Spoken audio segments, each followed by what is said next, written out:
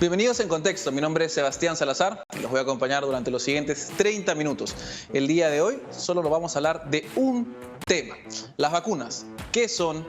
¿Cómo se desarrollan? ¿Y cómo nos pueden ayudar? Además, vamos a profundizar en el desarrollo y en el uso de las vacunas contra el COVID-19 y por qué es menester siempre ponérselas para lograr una inmunidad y vencer de una vez al coronavirus. Esto más aquí en Contexto.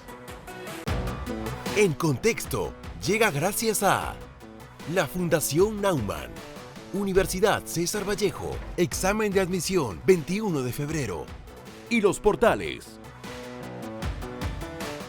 Bueno, estamos de vuelta aquí en Contexto y el día de hoy, como les veníamos diciendo al inicio, vamos a tener un programa en el cual solo vamos a tratar de un tema particular con una entrevistada, particularmente la doctora Teresa Ochoa, que es pediatra infectóloga y directora del Instituto de Medicina Tropical Alexander von Humboldt en la Cayetano Heredia.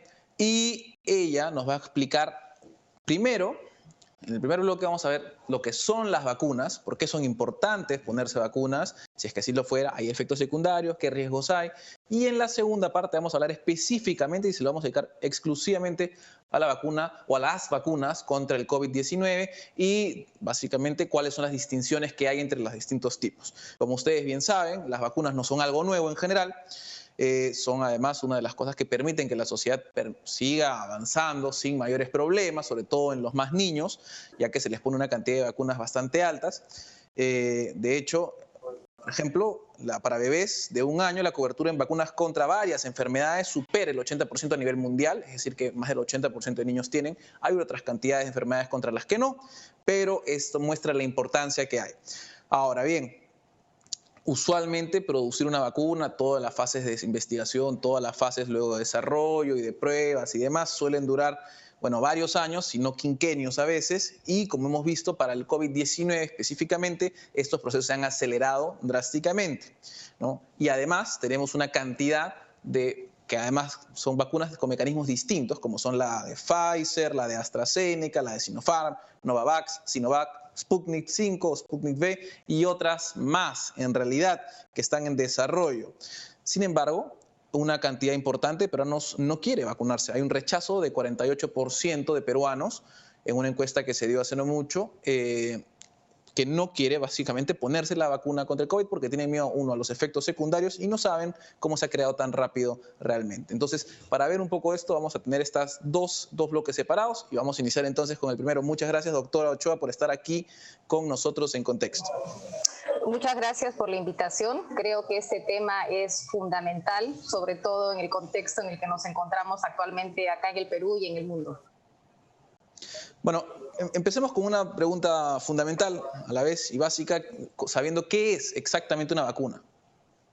Sí, las vacunas, lo que tenemos que recalcar es que es la herramienta más poderosa que tenemos para prevenir las enfermedades infecciosas y es la herramienta más poderosa que tenemos para poder controlar una pandemia, como es el caso actualmente de la infección del COVID-19.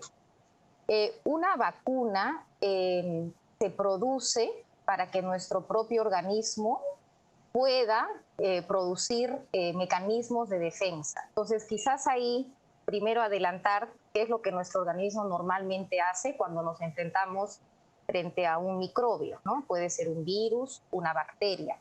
Nuestro organismo tiene 2 mecanismos principales.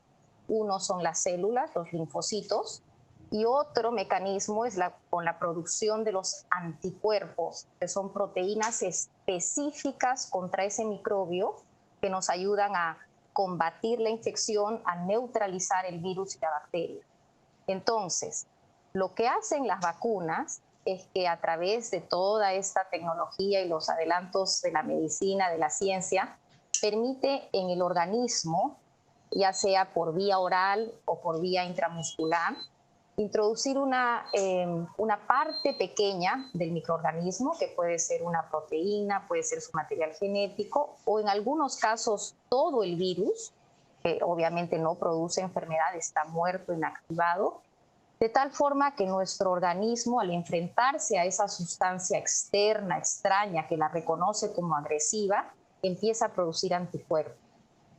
estos anticuerpos, que ya dijimos que son las proteínas específicas que bloquean, que neutralizan a este patógeno, se guardan en unas células de memoria, de tal forma que la próxima vez que nuestro organismo nos enfrentamos frente a un microorganismo, un virus, una bacteria, estas células de memoria empiezan a producir muchos anticuerpos, ¿no? Un batallón de anticuerpos que justamente combaten a este microbio y evitan no solamente que se desarrolle la enfermedad, sino en muchos casos que se desarrolle una enfermedad severa o letal.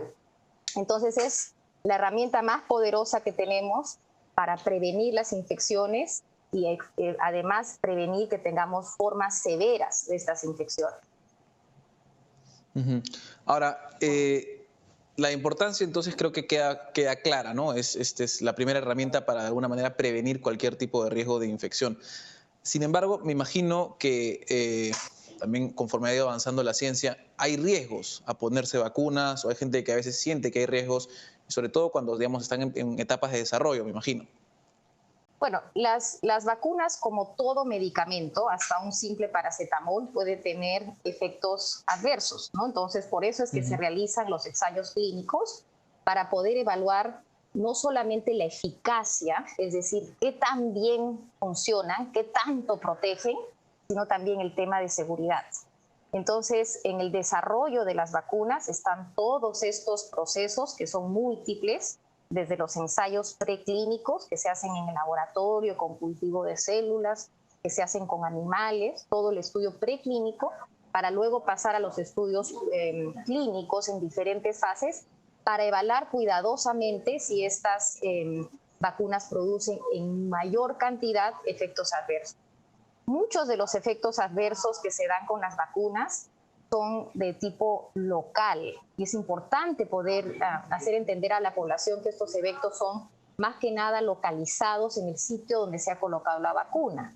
El sitio donde se pone eso, más o menos? Sí, son los eventos locales, que significa que podría haber un enrojecimiento, o sea, se pone rojo alrededor del sitio de la vacuna, puede haber dolor, puede haber inclusive dolor en todo el brazo, ¿no? Puede ponerse caliente, y pueden haber síntomas sistémicos que incluyen la presencia de fiebre, de dolor de cabeza, de malestar, pero son síntomas que van a durar unos 24, 48 horas. Esto exactamente ocurre con todas las vacunas, por ejemplo, las que tenemos para los niños.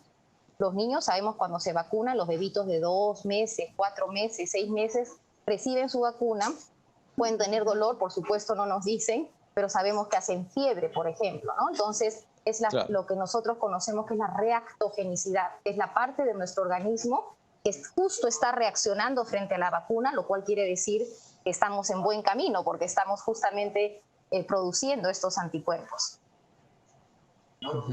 Claro, porque de la manera en la que entiendo es usualmente cuando que la vacuna funciona como cuando hacemos estas preparaciones contra sismos a veces, ¿cierto? O sea, como que se entrena un poco para luego, cuando llegue la hora, saber exactamente, los anticuerpos sepan exactamente qué es lo que tienen que hacer. Correctamente. Justamente la vacuna lo que hace es un poco engañar a nuestro sistema inmune, porque ante esa exposición de la pequeña partícula o del microbio en sí muerto, nuestro sistema inmune cree que está enfrentándose al virus y produce anticuerpos. De tal forma que cuando ya en el futuro nos exponemos nuevamente o al patógeno real, hace una producción altísima de anticuerpos de tal forma que nos protege. Ok, y digamos a nivel global y sobre todo digamos en los países más avanzados, ¿cuán natural o normal es ponerse cualquier tipo de vacuna, sobre todo cuando uno es joven o cuando es mayor también? Sí. Tenemos que recordar que las vacunas realmente ha sido y es considerado uno de los grandes avances de la medicina.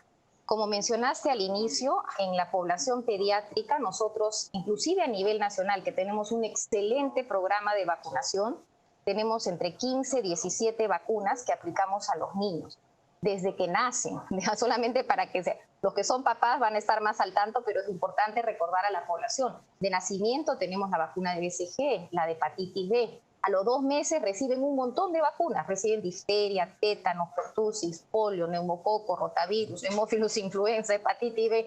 Son como 7 vacunas que se revisan, que recibe el niño a los 2 meses y luego se repiten a los 4 y a los 6. Y tenemos otras vacunas, por ejemplo, muy importante la de sarampión, que se coloca a los 12 meses de edad, ¿no? Y después tenemos otros refuerzos que se colocan a los 18 meses e inclusive a los 4 y los 6 años.